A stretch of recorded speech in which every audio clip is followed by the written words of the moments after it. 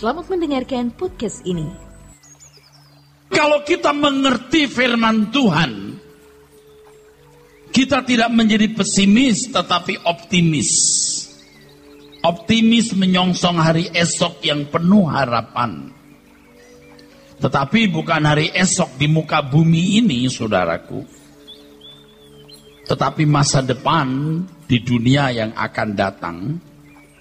Sebab semakin dunia ini bergolak, itu berarti apa yang dinubuatkan Alkitab akan digenapi, yaitu kedatangan Tuhan akan segera direalisir. Kalau manusia ada di sini, kalau ini kiamatnya atau hari kedatangan Tuhan, saudaraku, kita menatap dunia sekarang ini, kita menjadi pesimis. Tetapi kalau kita menatap kehidupan yang akan datang, kita menjadi optimis. Jadi menatap dunia kita yang makin memburuk, bagaimana sikap kita, optimis atau pesimis? Tergantung. Kalau saudara mau menjadikan dunia tempat nyaman dihuni, kalau saudara berharap dunia menjadi Firdaus, Anda pasti pesimis. Ini tidak bisa diharapkan lagi. Tapi kalau kita menatap dunia yang akan datang, kerajaan Tuhan Yesus yang segera akan diwujudkan, kita menjadi optimis, saudaraku. Jadi bagaimana sikap kita, saudaraku? Pesimis atau optimis? Tergantung tujuan hidup masing-masing kita. Memasuki tahun baru ini kita harus mulai pindah arah. Jangkauan pandang kita harus kita ubah. Kalau tidak mulai kita pindahkan jangkauan pandang kita, kita tidak akan pernah memindahkan jangkauan pandang kita. Bukan di sini, saudaraku. Kalau kita mulai memindahkan jangkauan pandang kita hari ini, kita akan mulai belajar menghayati kehidupan sebagai anak-anak Allah. Ketika dunia bergolak makin dahsyat, maka kita melihat bahwa apa yang dinubuatkan Tuhan akan segera digenapi atau direalisir. Bapak Ibu, saudaraku sekalian, cobalah bersikap jujur, saudaraku. Dari tahun ke tahun dunia tidak bertambah baik dari segala aspeknya. Tidak pernah. Apalagi hari-hari ini, saudara. Berita koran kemarin, hubungan Rusia dan Amerika memburuk. Begitu headline-nya. 35 diplomat Rusia diusir dari Amerika. Barangkali memiliki hubungan dengan peretasan. Kalau sampai terbukti benar-benar Rusia ikut campur tangan dalam pemilihan Presiden Amerika baru-baru ini, wah, itu harkat martabat Amerika diinjak-injak. Dan ini tidak akan bisa berhenti hanya sampai di sini. Anda membaca pesawat, maksud saya kapal induk Cina sudah mulai berkeliaran di Laut Cina Selatan menghampiri Taiwan. Hendak mengatakan bahwa Anda bukan siapa-siapa Taiwan, tetapi Jepang mengubah nama kantor duta besarnya di Taiwan, hubungan kerjasama Taiwan dan Jepang. Jepang mau mengisyaratkan bahwa Taiwan berhak menjadi negara yang mandiri. Ini belum bicara mengenai keadaan Suriah, Irak, Afghanistan, Pakistan, Libya. Dunia kita bergolak hebat. Kalau saudara tinggal di daerah konflik hari ini, hari-hari itu gemuruh pesawat terbang di atas kota yang menghujani bom, mortir, rudal, tiap hari menjadi bagian hidup mereka. Yang berani menyeberang laut menuju Eropa, tidak sedikit yang kehilangan anggota keluarganya. Papa mamanya hidup, anaknya meninggal. Anaknya hidup, mamanya hidup, papanya yang meninggal. Papanya hidup, anaknya hidup, mamanya hilang. His life. Ini belum bicara soal ekosistem bumi yang rusak dengan munculnya gempa bumi yang intensitasnya makin tinggi. Belum berbagai penyakit yang muncul yang tidak bisa ditanggulangi manusia.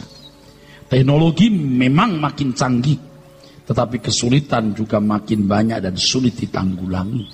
Yes, life. Saudara mau berharap apa? Pindahkan saudara punya fokus, jangkauan pandang. Kita harus memperhatikan ini dengan serius. Jangan saudara menunda memindahkan jangkauan pandang saudara. Jangan saudara berpikir karena saudara masih ada di gereja, saudara aman. Apalagi saya masih dekat dengan Pak Era, saya tidak bisa menyelamatkan saudara. Saya seperti babysitter saudara. Saya seperti suster pengasuh yang mengasuh anak-anak Bapak di surga ini untuk sampai ke rumah Bapak. Kalau saudara tidak nurut, Anda tidak akan sampai rumah Bapak. Anda tidak bisa menggaji saya dan tidak perlu menggaji saya. Tapi saya harap Anda nurut apa yang saya ajarkan, karena inilah perkataan Tuhan kita Yesus Kristus. Ini firman Tuhan.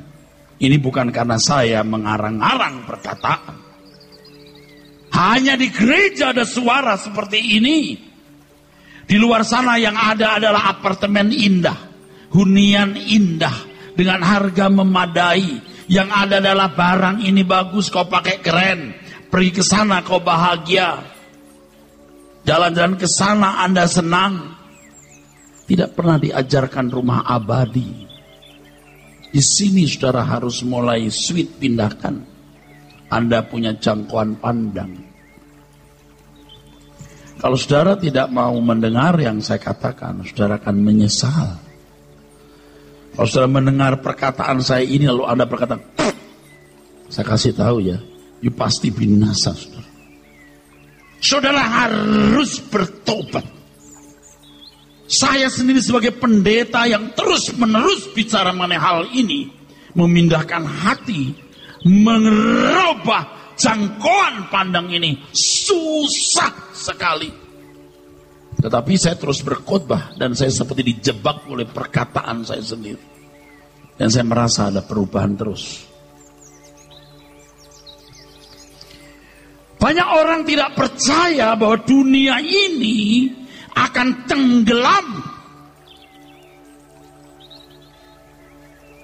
Banyak orang masih berusaha melestarikan hidup yang membuat dirinya berbunga-bunga seindah-indahnya menikmati dunia. Saudaraku, Lukas pasal 17 ayat 26-27. Mari kita baca, saudaraku. Dan sama seperti terjadi pada zaman Nuh, demikian pula lah halnya kelak pada hari-hari anak manusia. Mereka makan dan minum, mereka kawin dan dikawinkan, sampai kepada hari Nuh masuk ke dalam bahtera. Lalu datanglah air bah dan membinasakan mereka semua. Banyak orang sombong. Seperti orang pada zaman Nuh. Mereka mengolok-olok Nuh dan menganggapnya gila. Mereka tidak percaya bahwa bumi waktu itu ditenggelamkan, akan ditenggelamkan oleh air. Mereka mengolok-olok Nuh. Tapi ketika sungguh-sungguh pada hari itu hujan turun dari langit dan keluar dari bumi, kata Alkitab, mereka baru menyesal.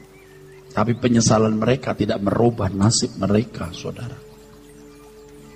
Manusia hari ini juga tidak mau tahu bahwa bumi ini bukan hanya akan ditenggelamkan oleh air seperti zaman Nuh, tapi akan dibakar dengan api.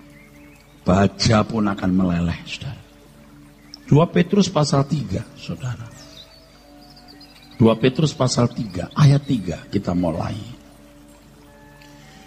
Yang terutama harus kamu ketahui ialah bahwa pada hari-hari zaman akhir akan tampil pengejek-pengejek dengan ejekan-ejekannya. yaitu orang-orang yang hidup menuruti hawa nafsu. Kata mereka, di manakah janji tentang kedatangannya itu? Mana ada hari kiamat?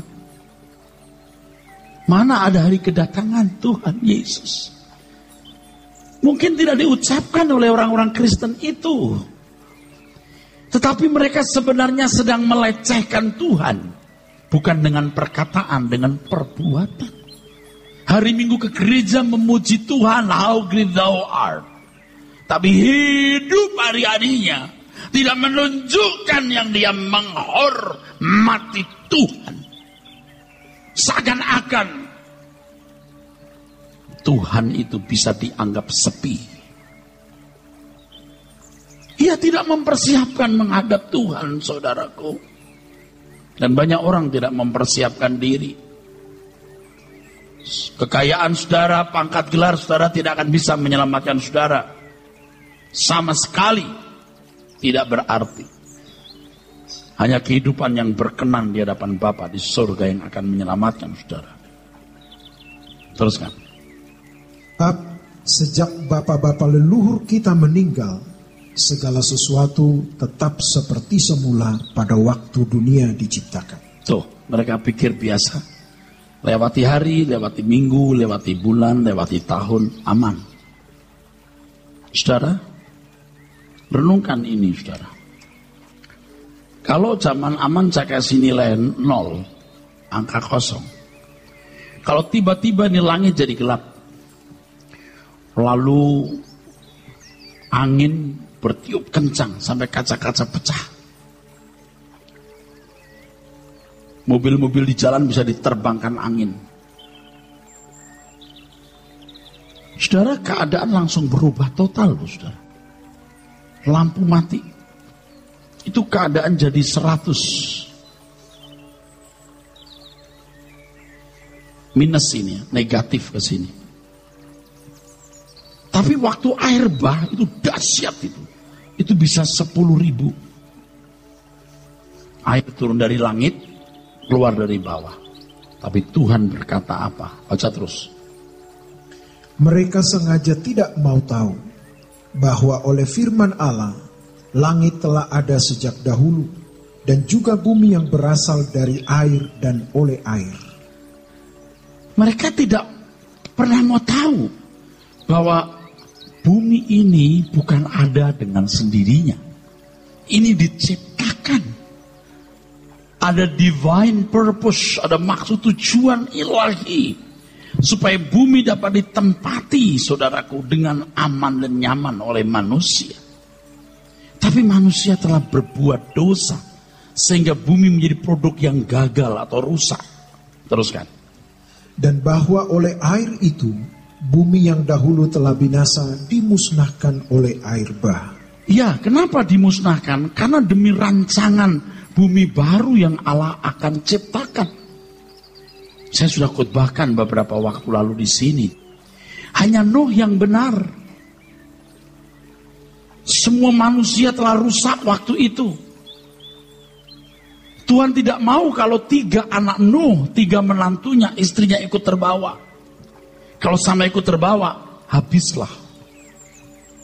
Habislah sudah, saudaraku. Keturunan manusia. Padahal Allah merancang langit baru, bumi baru. Dan itu bisa terwujud kalau ada seorang juru selamat yang datang. Seperti penetapan Allah bahwa dari Hawa akan lahir seorang yang akan meremukkan ular, kepala ular. Maka manusia semua dibunuh. Kecuali Nuh, 3 anaknya, 3 menantu istrinya. Memulai lagi generasi baru. Sampai kita hari ini. Jadi sebenarnya pemusnahan manusia zaman purba itu dimaksudkan untuk menyelamatkan manusia. Supaya tetap eksis dan akan mendiami sebuah langit baru, bumi baru. Sesuai rancangan semula Allah menciptakan langit dan bumi. Ini ada bukan karena kebetulan atau kecelakaan. Karena Allah mengendaki satu dunia yang sempurna, yang dihuni oleh makhluk ciptaan yang dicintainya. Teruskan. Tetapi oleh firman itu, juga langit dan bumi yang sekarang terpelihara dari api. Ya, dijaga dari api. belum waktunya, belum dihukum. Terus. Dan disimpan untuk hari penghakiman dan kebinasaan. Ada penghakiman suatu hari nanti. Terus. Dan kebinasaan orang-orang fasik. Akan tetapi, saudara-saudaraku yang kekasih, yang satu ini tidak boleh kamu lupakan. Jangan kamu lupa ini. Apa? Yaitu, bahwa di hadapan Tuhan, satu hari sama seperti 1000 tahun. Dan 1000 tahun sama seperti satu hari. Jangan kau pikir di depan sudah dekat, ternyata masih lama. Tapi jangan kau berpikir, oh masih lama, ternyata di depanmu.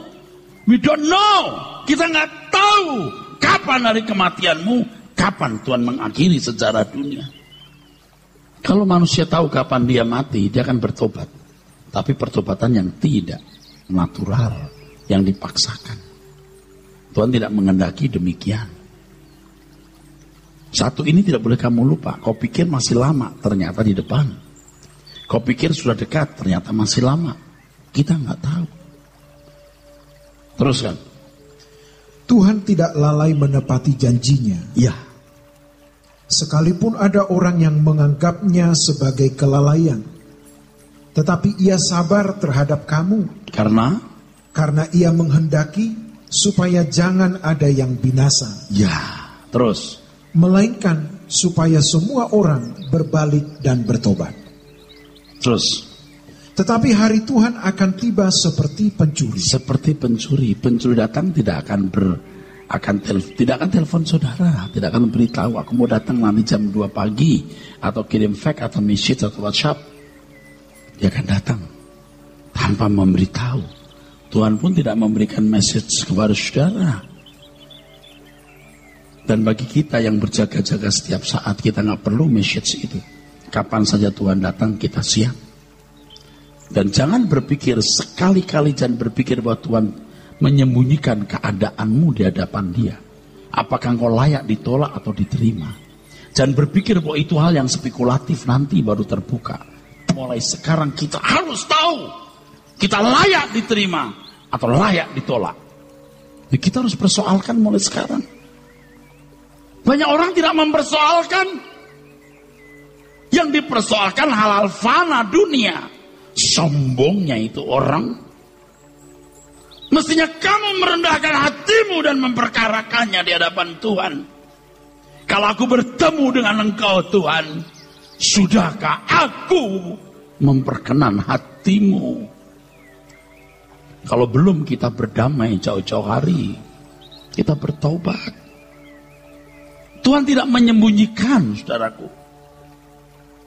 Tuhan mau memberitahu. Masalahnya kita serius gak mempersoalkan hal ini. Kita lebih mempersoalkan saldo bank kita. Lebih mempersoalkan status tanah dan rumah kita. Lebih mempersoalkan mobil dan perhiasan. Orang-orang seperti ini sebenarnya menghina Tuhan dan menganggap Tuhan tidak berarti. Kalau saudara berkeadaan seperti ini, Anda tidak mungkin layak masuk kerajaan surga. Dalam nama Tuhan Yesus, Anda tidak layak masuk rumah Bapa. Jadi bertobatlah. Terus. Pada hari itu, langit akan lenyap dengan gemuruh yang dahsyat. Dan unsur-unsur dunia akan hangus dalam nyala api. Dan bumi dan segala yang ada di atasnya akan hilang lenyap. Saudara baru kena angin badai itu 100 itu nilainya. Tapi kalau air bah 10.000. Dahsyat. Tetapi yang dimaksud Alkitab ini bisa 1 triliun atau tidak terhingga. Bayangkan betapa dahsyatnya situasi itu. Dan saya ada di sini untuk mengajak saudara terhindar di malapetaka dahsyat itu. Ya tapi Pak Pendeta jangan marah-marah. Saya nggak marah, saya stres. Saya merasa kalau saudara meninggal hari ini, sebagian saudara masuk neraka. You nggak layak masuk surga. Possibility ditolak Tuhan itu besar. Apa sih ruginya saudara bertobat sungguh-sungguh, memindahkan jangkauan pandang saudara? Baru badai saja yuk gemetar. Apalagi air bah. Apalagi api. Ini sudah tidak terhingga ini, ketakutan dan kedahsyatan keadaan itu. Kalau dulu air bah turun dari langit, dari bawah, nanti api turun dari langit dan dari bawah. Ini ada, Anda tahu kalau erupsi gunung berapi, kawah itu, bubur api, ini sedang mau keluar terus. Tunggu waktunya. Saudara, yuk kita bertobat yuk. Saya kadang-kadang juga mikir begini, kenapa gue jadi pendeta begini ya? Saya juga sudah terjebak dengan perkataan saya sendiri berdasarkan firman. Makanya saya terus terobsesi untuk hal ini, saudaraku. Teruskan. Jadi, jika segala sesuatu ini akan hancur secara demikian, betapa suci dan salehnya kamu harus hidup. Ya, betapa suci dan salehnya kamu harus hidup. Saudara, jangan jadi orang Kristen biasa-biasa saja, yang tidak beda dengan orang-orang beragama lain. Tapi juga jangan jadi orang Kristen yang fanatik. Tapi jadilah orang Kristen yang sangat fanatik, sangat ekstrim untuk Tuhan. Kita baru bisa keluar dari ikatan belenggu dunia. Memindahkan ini nggak gampang. Tapi kalau saudara sudah memindahkan ini, dunia mau bergoncang bagaimana? Kita tidak takut. Tidak ada orang yang lebih merdeka dari orang yang tidak takut kematian. Saya sudah melihat orang-orang yang sudah biasa terhormat, biasa disanjung, biasa dilayani, sampai dia tidak kenal siapa dirinya. Masih di ujung maut pun ya, rumah sakitnya yang VIP, kelasnya suster-susternya khusus, dokternya pun juga hormat. Wah, begitu mati, gak ada yang menghormati dia sama sekali di kekekalan. Baru dia tahu, you are nothing, you are garbage. Nah, banyak orang bodoh, termasuk sebagian saudara ini. Salah ya? Hah? Amin. Kurang lebih. Anda merasa hebat, Anda merasa punya sesuatu. I am someone, I am something. Actually, in fact, you are nothing, ma'am. Well, you are nothing, sir. Kita mesti merendahkan diri di kaki Tuhan, saudaraku. Betapa suci dan salehnya kamu harus hidup.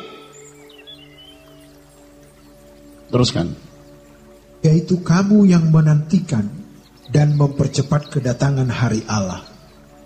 Pada hari itu langit akan binasa, dalam api dan unsur-unsur dunia akan hancur karena nyalanya. Terus. Tetapi sesuai dengan janjinya, kita menantikan langit yang baru dan bumi yang baru, di mana terdapat kebenaran. Ya, kita sekarang menghadapi dunia yang begini rusak. Seperti contohnya para teroris. Itu terus terang ya, saya kagum dengan berani dan nekatnya. Kalau kita ngadapin orang gila, saudaraku, capek kita. Capek. Kenapa? Kita hanya bisa mengimbangi dia kalau kita ikut gila. Tapi kalau ngadepin orang nekat, orang gila tidak punya kesadaran. Orang nekat dalam kesadaran dan dalam kecerdikan dan kecerdasan mengupayakan penderitaan orang. Tapi kita bisa menghadapi teroris dengan tenang ketika kita sadar rumah kita di surga. Lu mau bikin apa terserah, tapi rumahku di surga. Itu baru kita bisa mengimbangi, saudara. Kalau enggak capek kita ngadepin teroris.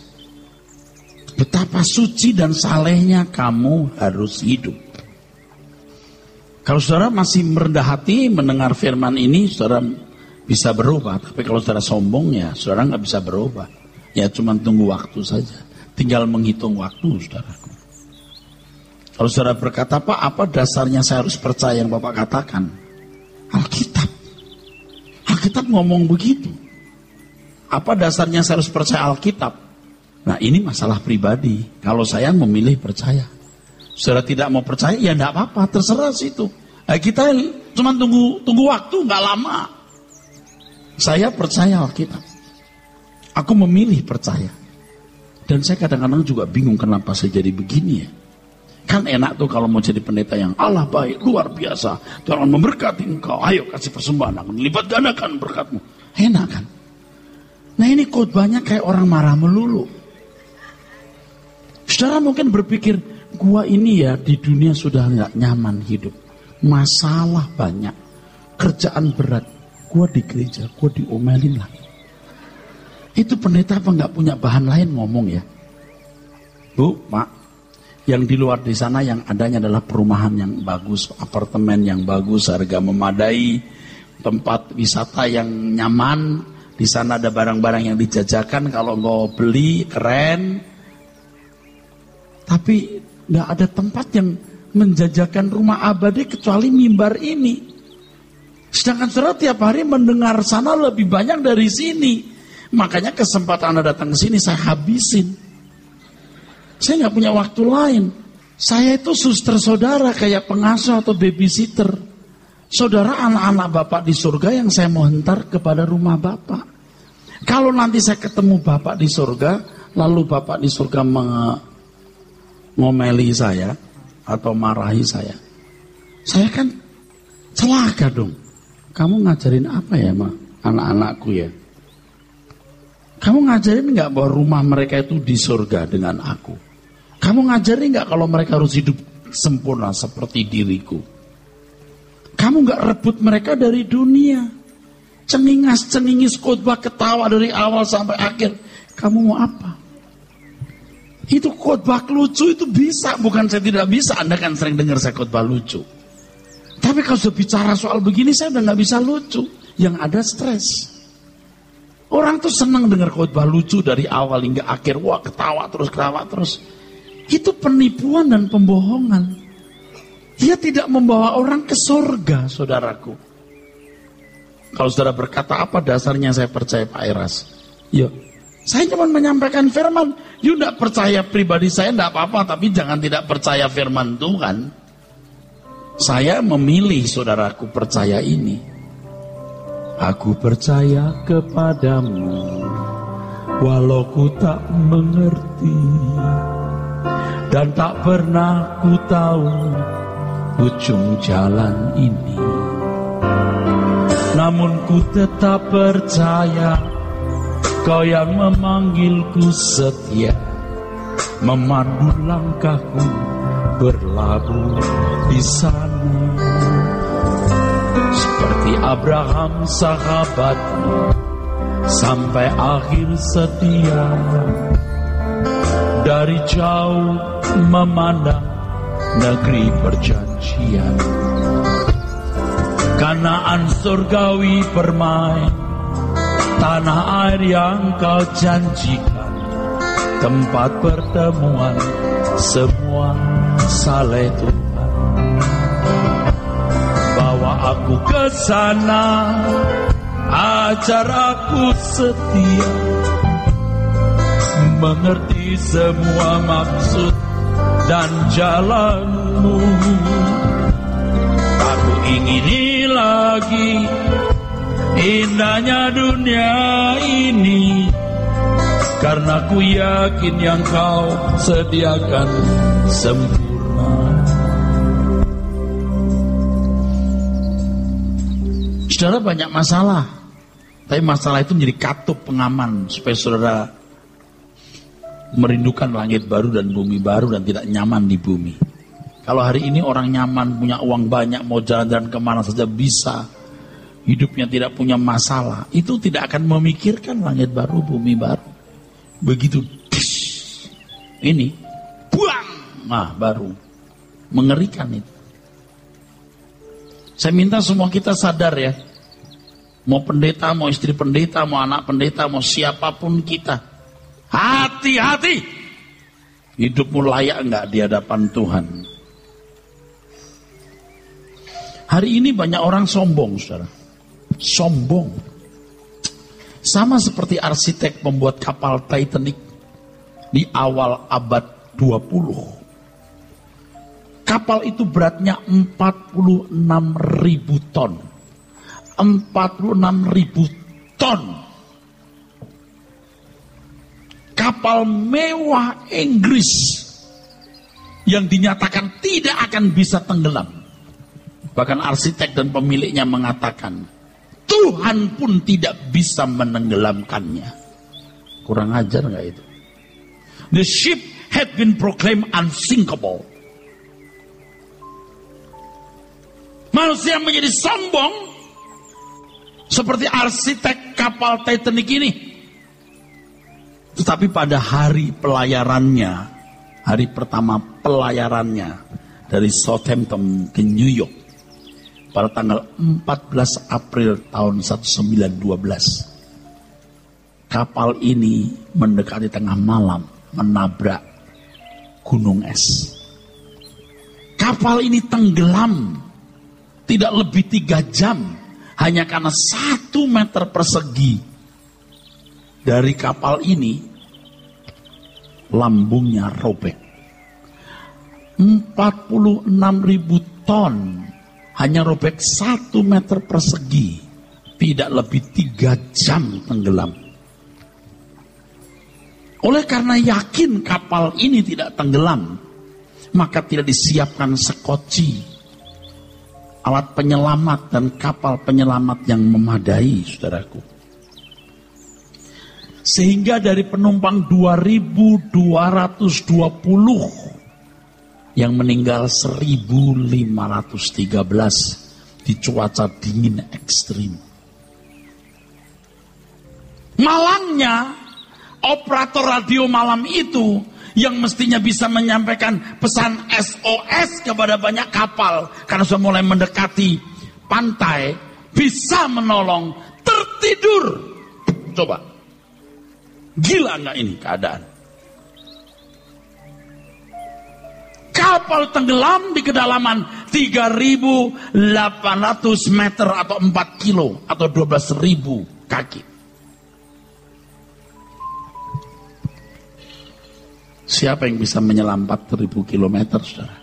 Kecuali zaman modern ketika orang sudah punya teknologi.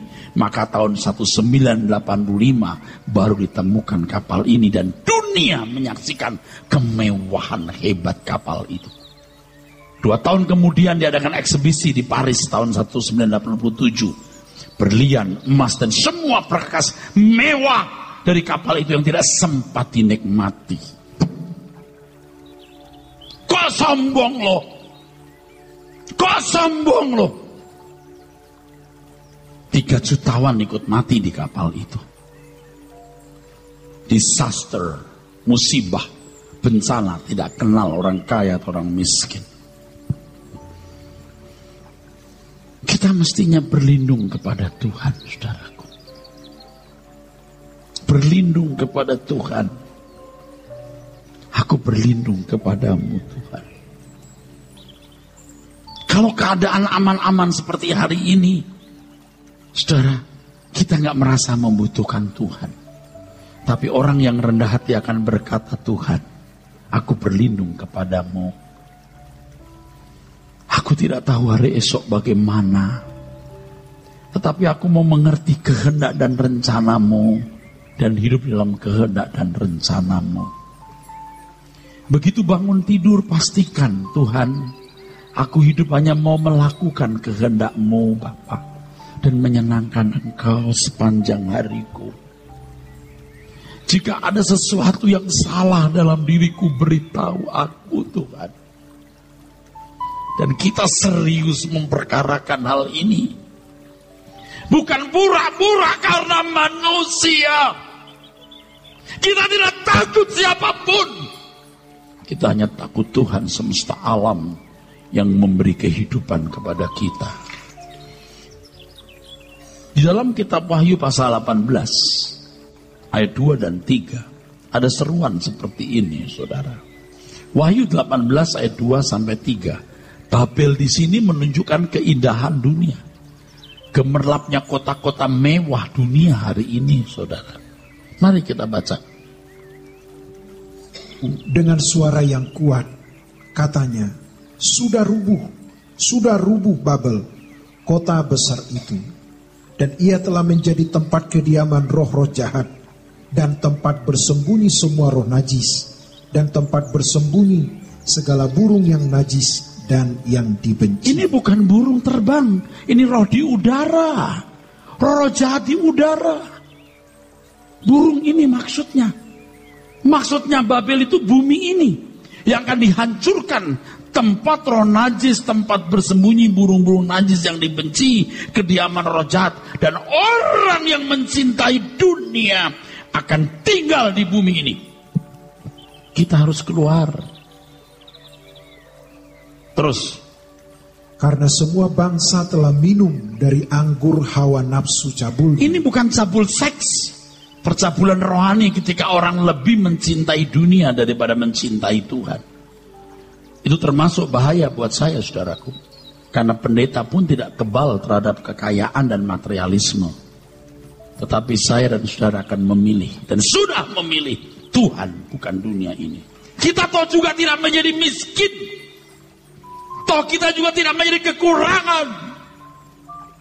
Kita dicukupi Tuhan dengan cara-cara yang ajaib. Tuhan tidak permalukan kita.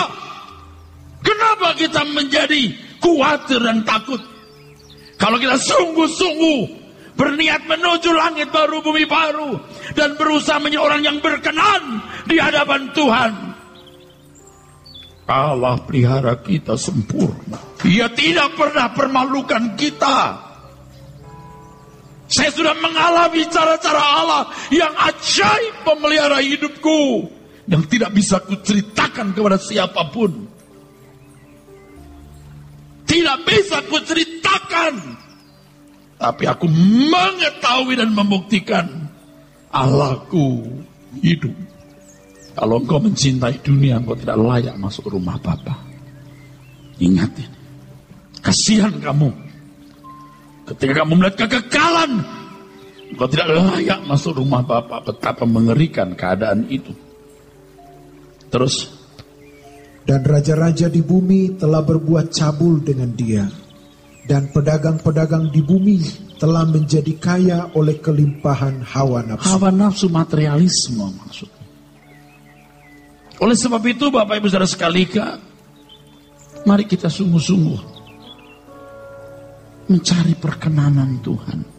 Kita berjuang sungguh-sungguh. Perkarakan dirimu, kemana engkau pulang? Mungkinkah ke padang gersang tak bertepi? Di sana tiada mentari dan tiada lagi bintang. Dalam jurang gelap kengerian. Yang aku tahu pasti, kemana aku pulang. Di hamparan padang hijau tak bertepi.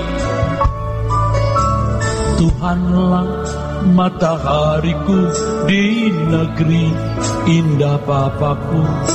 Ke sana kami pulang bersama. Saya sedang tidak berkompetisi dengan gereja manapun.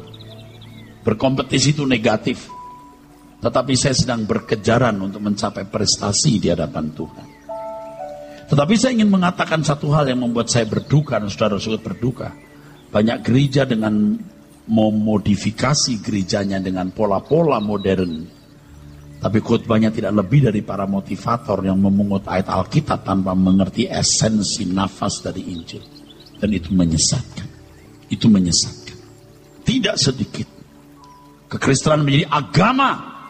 Dimanipulasi untuk kepentingan institusi, lembaga, dan individu.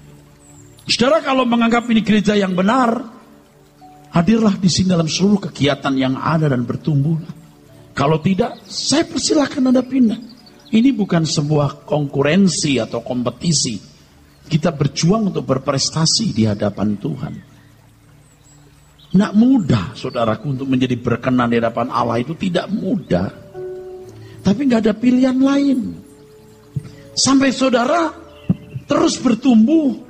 Dan kalau mengatakan, yang aku tahu pasti, kemana aku pulang.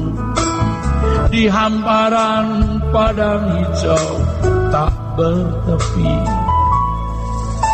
Tuhanlah matahariku di negeri Indah Bapakku, ke sana kami pulang bersama.